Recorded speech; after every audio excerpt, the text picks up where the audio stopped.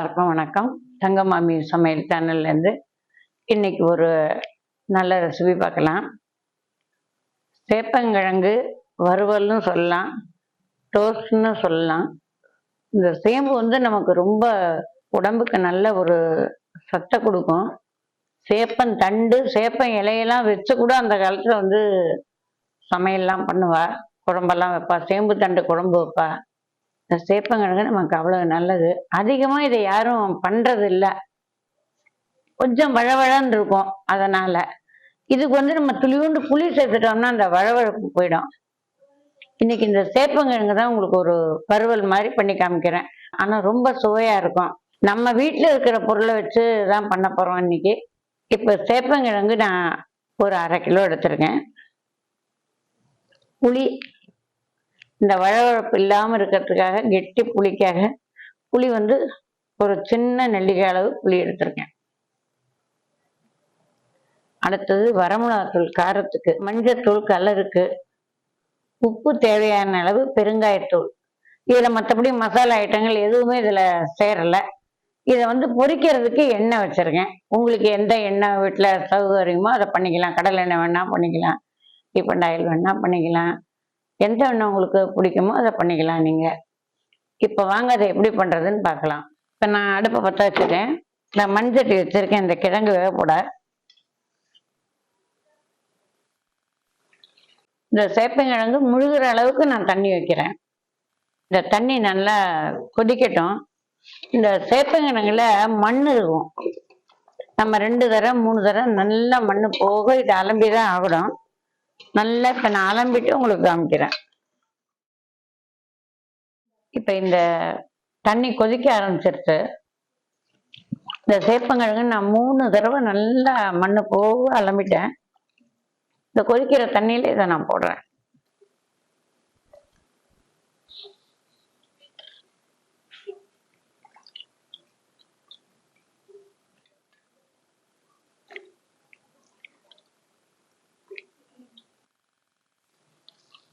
இந்த சேப்பங்கிழங்கு பெருசா கூட கிடைக்கும் உங்களுக்கு.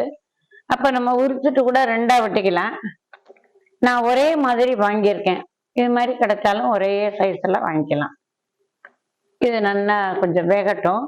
எடுத்து பார்த்தோம்னா நமக்கு இந்த கிழங்கு இப்படி அமுங்குற மாதிரி இருக்கணும். அது மாதிரி நம்ம எடுத்தாலும் தோல் உரிக்க முடியும். இந்த சேப்பங்கிழங்கு பாருங்க நல்லா வேகிறது. கையில எடுத்து அப்படி அமுங்கணும்.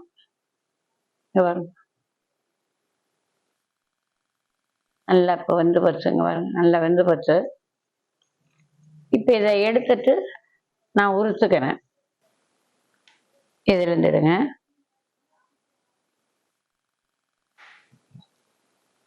இப்போ சேப்பங்கிழங்கு நான் உரிக்கிறேன். இந்த மாதிரி நீங்களும் உரிச்சுக்கங்க. நான் பூராவும் உரிச்சுட்டு உங்களுக்கு காமிக்கிறேன்.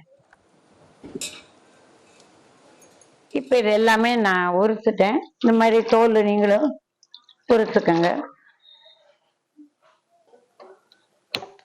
இப்போ இரும்பு கடை தான் நான் வச்சிருக்கேன். இதில் இப்போ நான் எண்ணெய் ஊற்றுறேன். கடல் எண்ணெய், ரீஃபைண்ட் ஆயில், உங்களுக்கு எந்த எண்ணெய் முடியுமோ அதை வச்சுக்கலாம். இப்போ இந்த எண்ணெய் காயட்டும். அதுக்குள்ளேயே இதுக்கு மிளகாப்பொடி, உப்பு எல்லாம் நம்ம போட்டு ரெடி பண்ணிக்கலாம். இப்போ இந்த உரிச்ச சேப்பங்கிழங்கு நான் அந்த மாதிரி ஒரு பேசன்ல போட்டுக்கிறேன். இதுக்கு மஞ்சப்பொடி ரொம்ப வேண்டாம், கொஞ்சமா மஞ்சப்பொடி போட்டுக்கிறேன்.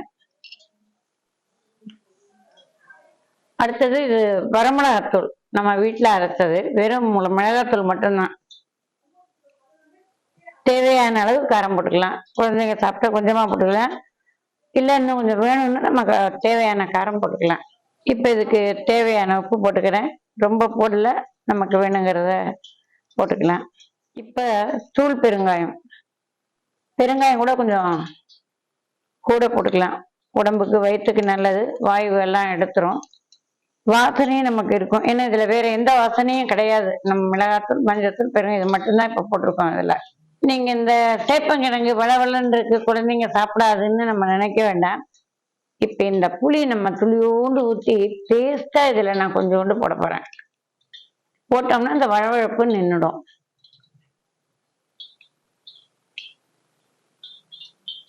புளி நான் கெட்டியாக கரைச்சிருக்கேன். ரொம்ப புளி இதுக்கு வேண்டாம், அந்த வழவழப்பு தன்மை போகிறதுக்கு தான் நம்ம ஊற்றுறோம். இந்த பாருங்க கொஞ்சமாக ஊற்றிருக்கேன். புளியும் ஒரு நல்ல டேஸ்ட்டை கொடுக்கும், சாப்பிட்றதுக்கு நல்லா இருக்கும். கொஞ்சமாக புளி ஊற்றிருக்கேன். இப்போ இது எல்லாத்தையும் ஒன்றா நான் கலந்துக்கிறேன்.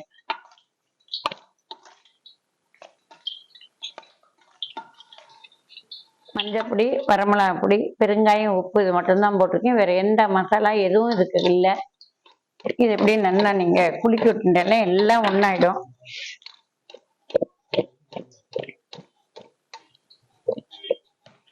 இப்போ எண்ணெய் நல்லா காஞ்ச உடனே நம்ம இதை போட்டு எடுக்கலாம். இப்போ இந்த எண்ணெய் நல்லா காஞ்சு போச்சு.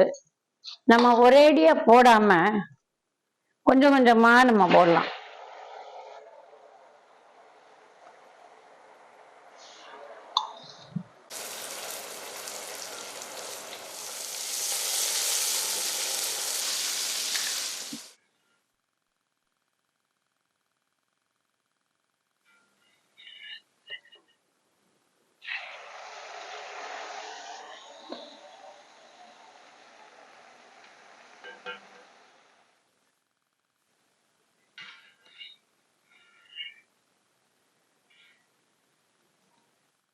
இப்போ இந்த சேப்பங்கிழங்கு டோஸ்ட் ரெடி ஆயிடுச்சு. இதில் மாவு எந்த இதுவும் சேர்க்கலை. இது ரொம்ப சுவையாக இருக்கும். நீங்கள் சாயந்தரமாக ஏதாவது ஸ்நாக்ஸ் தேவைன்னா கூட இது மாதிரி பண்ணி ஒரு பவுல்லையோ தட்டுலையோ குழந்தைங்களுக்கு வச்சு கொடுக்கலாம்.